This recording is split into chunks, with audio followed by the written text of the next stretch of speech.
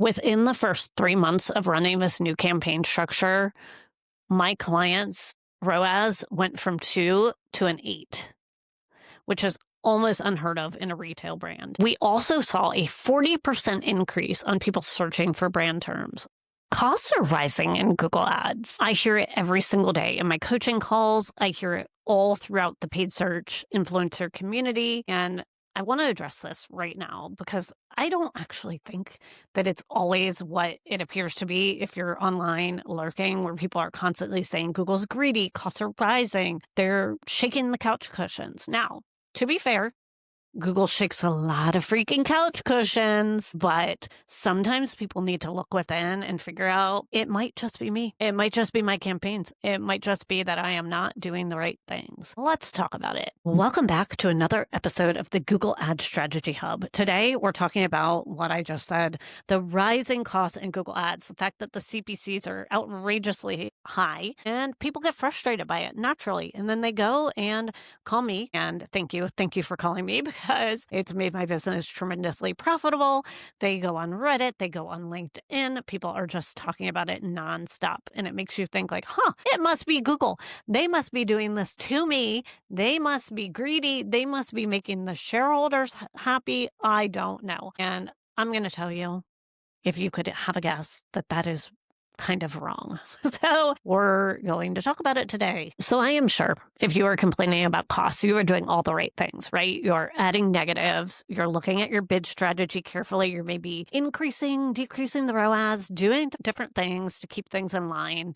In the old days, this was adjusting bids. And all of those things are still absolutely necessary, but I'm going to call those maintenance. And I'm going to call those things that aren't addressing the real problem. The real problem is that you're probably just paying a premium for some of the top inventory in Google Ads. And I call this being caught in the Google Ads trap of what we know. Let me tell you about a consulting call that I had the other day with Bill to illustrate this exact point. So Bill runs my favorite type of e-commerce store, athletic wear. And I love athletic wear because I myself live in athletic wear.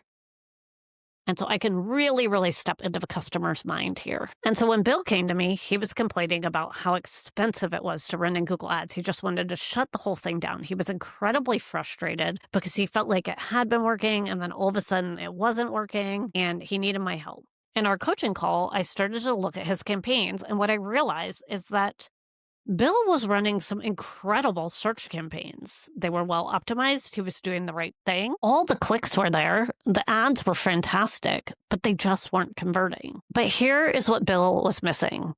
He had these great non-brand search campaigns with this great ad copy, but it was all top of funnel. He had things like athletic wear for women, running wear for women, high performance shorts. He even had CrossFit shorts, running shorts, tennis shorts, and so on and so forth. Again, this was built out in the most fantastic way possible, but these are all super, super top of funnel. The other problem is he felt that he should be visible to everyone. And I call this getting caught in the cost-intent mismatch. So the key concept that I wanted him to understand is that there is an intent spectrum. Let's break this down. In the world of search, there are really 3 specific buckets of intent. Awareness, and this is someone who has a problem, but they don't necessarily have a solution. They're problem aware, they're searching, they're looking for something, but they're not ready and they don't know about any brands. They're just in that searching mode. A lot of times what you'll see for this is running shorts. What running shorts are great for a marathon? Or I don't know, I'm just going to say it, running shorts so my thighs don't rub. I mean, stuff like that. They're just kind of Googling. Maybe they're looking a little bit on Instagram. They have something in their head or they have a problem, but again, they don't know what they're going to buy. The next step that you really have is consideration. And consideration is where they know they've decided, I'm getting a running shorts. I'm not going to go with the running skirt. I've decided that I'd rather wear shorts. I don't want to look super feminine, or maybe I already have a running skirt that I'm not happy. I'm gonna go with the shorts. And so maybe they kind of have a couple brands and they're comparing, but they know what they want and they're just ready for the pair of shorts that makes them get out their credit card and hit yes, I'm going to buy this. And then last but not least, you have the money zone, which is conversion. They're ready to buy. They're absolutely going to buy something. They're done considering. They've narrowed down their brand and they're really ready to do that. They're waiting for that discount. Their intent is high and it's your chance and you're there for the taking. You will obviously see this in your brand campaign when people sit down at their computer, they type in your brand name, they're ready. Now, what I want you to do is I want you to think about search and the page. That page is the most popular page because people are really, really showing their intent very, very clearly because they're searching. But unfortunately, with non-brand, that is still an extremely high-priced real estate for what it is. The intent is really, really clear, which is why Google can pay a premium charge a premium for this, but why it's probably not the best spot for you and why costs are creeping up there. Also, there's more competition in a lot of these non-brand terms because people are buying PMAX right now, and PMAX leans into non-brand. And the problem is, if there's more competitors in the auction, that drives up your CPC. So if you're running a standalone non-brand campaign next to others that are also bidding in typically less competitive auctions, your price in search is going to go up. Google is also running fewer and fewer auctions in non-brand because, again, those shopping ads tend to do better. And the shopping ads are coming out of Performance Max. And so if you have that standalone search for non-brand, there's fewer auctions, more advertisers in the auction.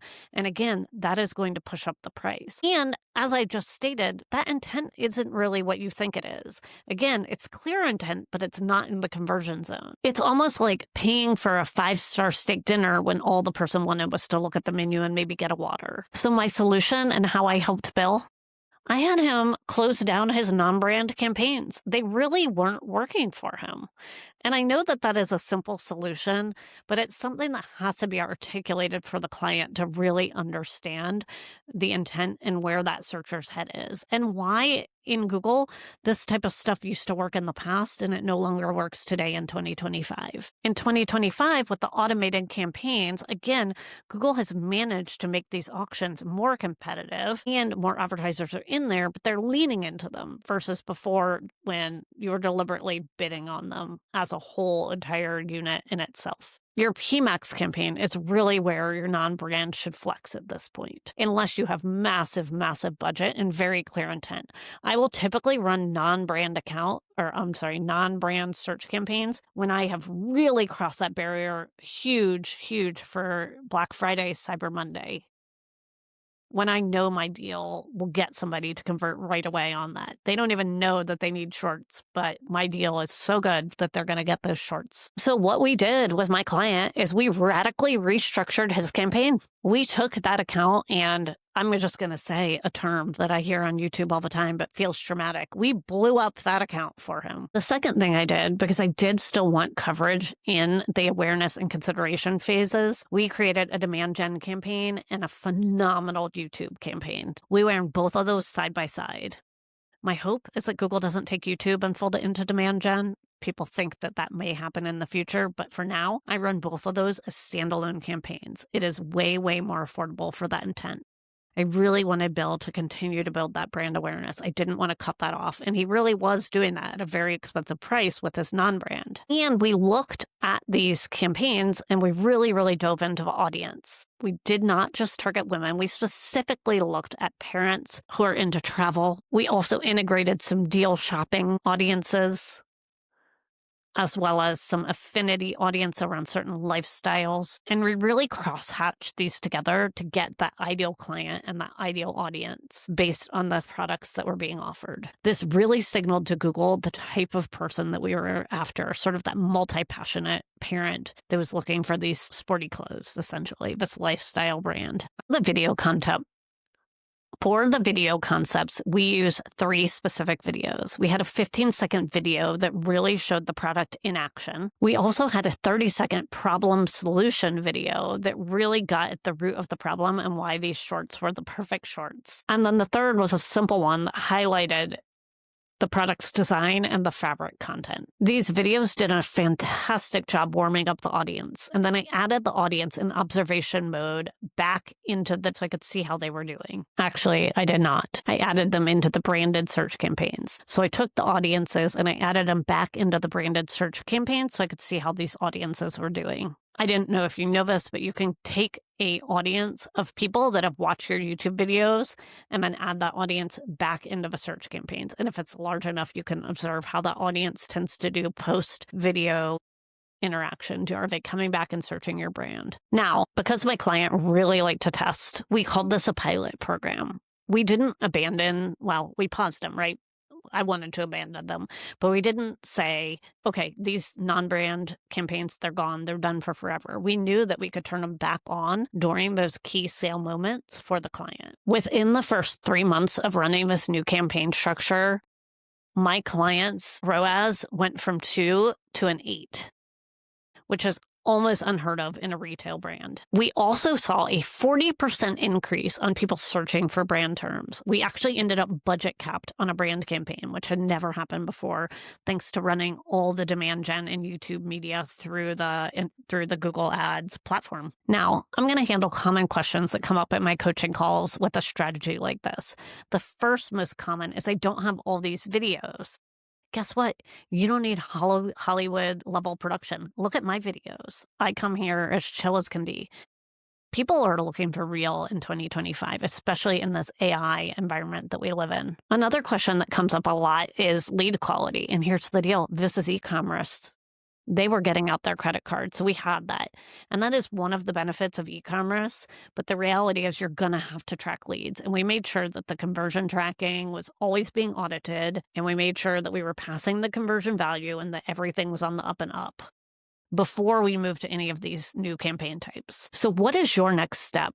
As an advertiser, I want you to go ahead and take a look at your goals.